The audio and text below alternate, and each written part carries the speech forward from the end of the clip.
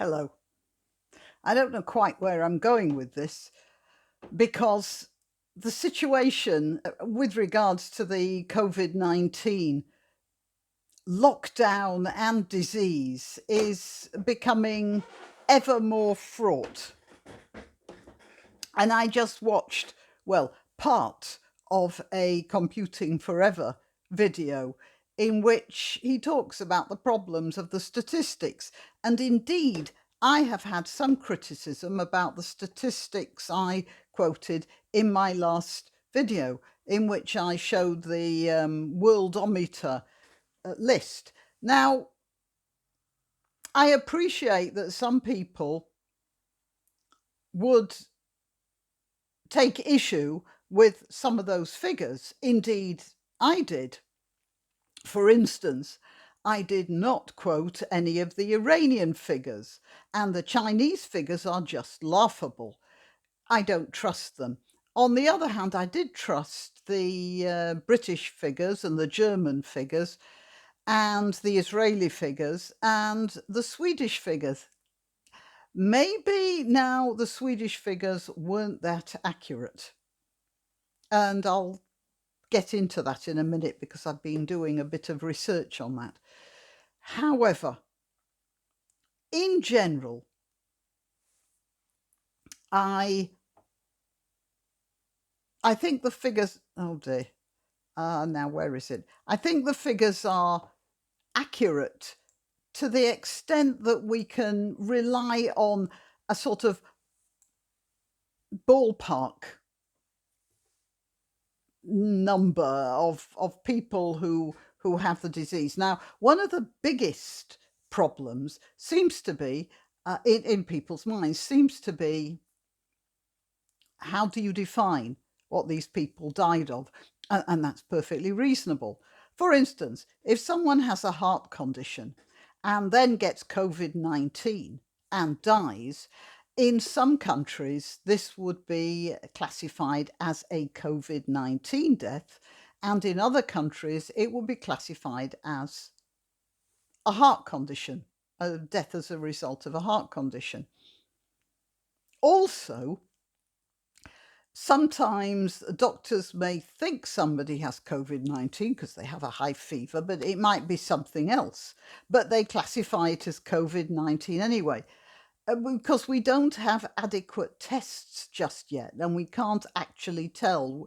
In many cases, we can only guess. And I understand in America it's even worse because there is active encouragement to say a patient has COVID-19. If somebody is hauled in to the hospital and has a heart condition and you put them on a ventilator, that might be an issue for their private insurance. But if they have COVID-19, then that's the state coughs up for the ventilator and the time spent ventilating the patient and all the rest of it. At least I think that's what's supposed to be happening. Anyone in America, if I'm not being accurate here, let me know, put it in the comments. So there has to be some confusion. So we've got to think, what's the confusion for? First, I'll get into what actually causes death. Look, if you have how COVID-19 generally kills you is this: it attacks your lungs. It gets deeper into your lungs than other illnesses. Ordinary seasonal flu might just attack the bronchi, and up here the COVID-19 goes really deep down into the very last areas of your lungs, and then they become inflamed and useless. This means when you take a deep breath, you're not getting any oxygen in that part of your lungs. So you're breathing very shallow a lot of the time. You imagine doing that. That's neither pleasant nor efficient. Oof, I feel like taking a deep breath now. So what happens? I'm sorry, I just thought of something. You see, because I occasionally ride side saddle and have worn the costume, I also have worn the corset that goes with the costume. And if now And in the 18th century, a lot of men talked about women who were in some sort of a hysterical or nervous state. They noticed, they couldn't help but notice how the breasts were rising in the dress. And that's because the lower part of the rib cage was constricted. So the only way you could get a deep breath was by inflating your lungs upwards rather than sideways. And so the effect would be more, I can't do it without, of course, that, but it would be upwards, and it meant you didn't have so much space to breathe outwards. So it would sort of tend to bounce your breasts up, especially if you had a low-cut dress, which was exploited by some women, and it was probably not that healthy for them. However, this is supposed to be a serious video.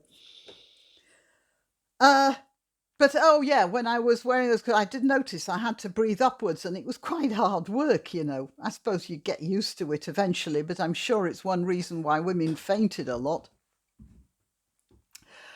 Okay, so let's get back to more serious issues. The point is, you can't breathe that well. So when you can't breathe that well, you're not getting enough oxygen, and your organs, specifically your brain, but your kidneys, your heart, you know, all aspects of your body need a minimal level of oxygen. If you're not breathing enough oxygen in, then what will happen is your heart will race in an attempt to move the blood around faster so that there's more oxygen coming through of the low levels that you have. Then some doctors speculated that maybe COVID-19 was actually cutting the amount of oxygen in the red blood cells. You see, that's the problem with COVID-19. It's so novel, nobody actually knows that much about it. And to begin with, some doctors were legitimately speculating that it wasn't so much constricting the lungs as doing something to the blood. So they tested the blood. What they did was they looked at the plasma. The plasma is the straw-coloured liquid that the red blood cells flow in. Now, the plasma of itself doesn't really transport oxygen, but it does contain some oxygen. And they checked the oxygen levels in the plasma, and they were low as well, which means that it wasn't that the COVID was was attacking the red blood cells. It was attacking the actual delivery system for the oxygen altogether. Now, but it just shows you that doctors were not sure it was just like seasonal flu, because they were actually checking stuff that, you know, it wouldn't have occurred to most people to check with, you know, like a cold or flu. All right, so there we have this disease that cuts the lung capacity. It makes your heart race because it has no option. It's trying to get the minimal level of oxygen to the rest of your body. Now, if you have a heart condition, this is going to cause your heart to fail, isn't it? And so people are saying, well, you know, people with heart conditions are dying with COVID rather than of COVID because they already had a heart condition, and so it wasn't really the COVID that killed them. Well, this is a matter of definition, isn't it? I mean, let's face it, if you have a heart condition and you try running a marathon and you keel over and die, are people going to say it was your heart condition that killed you or the marathon that killed you? Because the marathon is doing exactly what COVID would do to your heart. So you can define it as the heart condition, but I would be more likely to define it as the COVID. All right, you did have a weak heart, but everybody has weaknesses. And if it's that weakness that kills you, sparked by the COVID, I would still say it was the COVID that caused your death. Uh, to get even more extreme about it, if somebody shoots you and you die of heart failure because there isn't enough blood getting into your heart, what's killed you? Your the weakness that your heart has, or the bullet? Yeah, it's a bit. I mean, that's a little bit silly, but you can see where this is going. And this is the problem with COVID. Now, a lot of people are saying we shouldn't do lockdowns. It's some sort of big conspiracy to uh, control the population. No, I cannot believe that. I can't believe that for several reasons, but one of them is that countries that are at each other's throats, countries that loathe each other, are all doing the same thing to a greater or lesser degree. Uh, the first thing that springs to mind is Iran and Israel. You couldn't get two more implacable enemies, and the fact that they are that they're still doing similar things and still have the same attitude to the coronavirus probably means that they are not cooperating, that there's this problem. And as I go back to the blood analysis, the problem with the coronavirus is the unknown quantity there. We don't know where it will go next. We don't know actually how contagious it is. That's the problem. We ask experts, and some experts model, half the planet dying or whatever. And that's almost certainly rather excessive. But then if you undermodel, and then there's this terrible contagion taking hold of so many people that there aren't enough left to bury the dead, then that's dangerous too. And the problem is we don't know. They discovered that a zookeeper had given a mild form of the virus to the tigers in his charge. Now, you can't tell me that he was kissing the tigers, or even that his face was that close to theirs, to, breath to breath. It would have had to have been the stuff he was handling. Now, that's very, very contagious. And he gave it to an animal. Who is to know whether that animal might not give it back to him? Worse, or to somebody else. Worse. If he's got it, then he's unlikely to get it again. Aha! But then we don't even know that. And that's the problem. So we are... Now, I have said in a previous video that I should be isolated. But I didn't think that younger people should isolate, and I didn't think countries should close themselves down. And I still think that. Simply because it seems like there is a point at which the damage that isolation is doing can outweigh the damage of people getting the disease. But you see, we have more expectations now as well.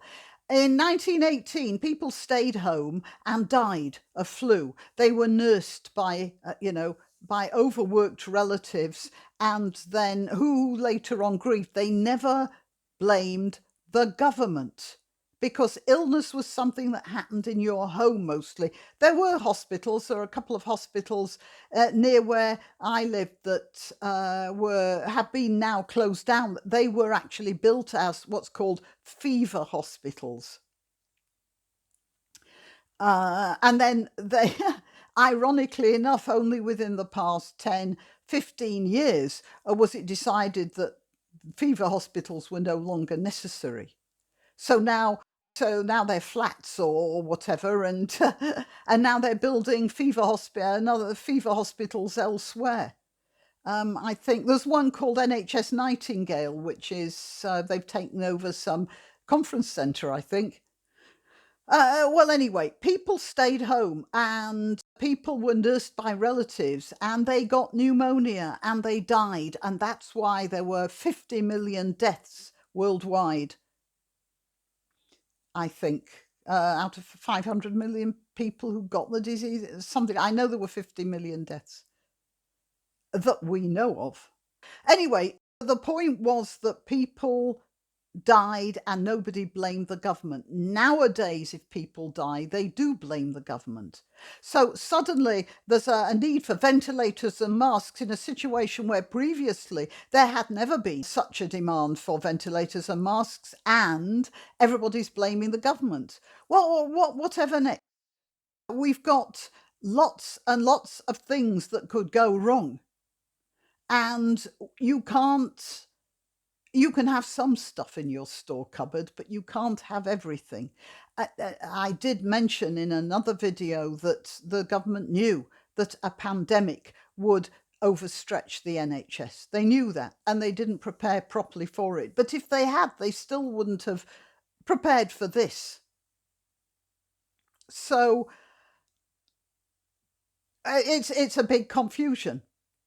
And one of the worst aspects of it is all the conspiracy theories that are circulating, because when people see things going wrong and can't find a reason for it, they try to find a reason, anything at all. So 5G masts, for instance, I don't think 5G masts are going to cause coronavirus to proliferate. That's a load of nonsense.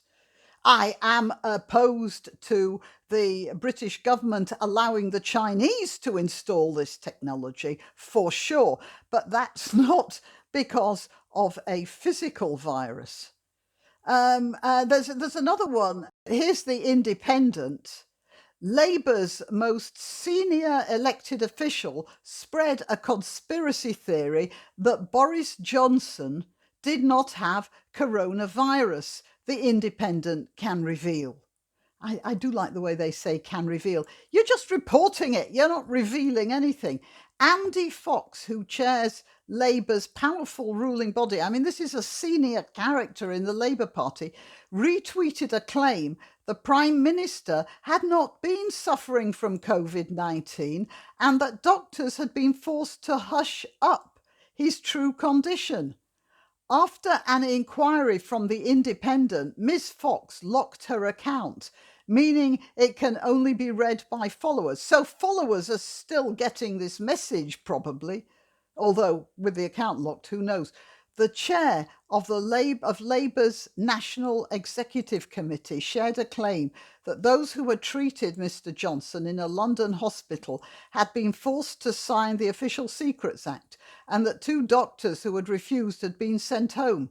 Ms. Fox retweeted a post that read, and this is a retweet, so somebody came up with this, and then she thought, oh, this sounds like it made sense. Dorset Eye are reporting that when the PM was admitted to hospital, all staff were required to sign the Official Secrets Act. Doctors who disagreed with this diagnosis refused and were sent home on leave. One of the doctors said, if he has COVID-19, I'm not a doctor. Here's the tweet. And then that was retweeted by Chris Lockwood. He's the US editor of The Economist. And he showed a picture of Boris Johnson when he was saying thank you to the people who were looking after him. And I'll put a photo of Boris Johnson up there, and you tell me whether you think that looks like somebody who's been very ill, because he looks like somebody who's been very ill to me. And by the way, I'll put another picture up showing him just before he went into hospital, and he looked bloody awful there too.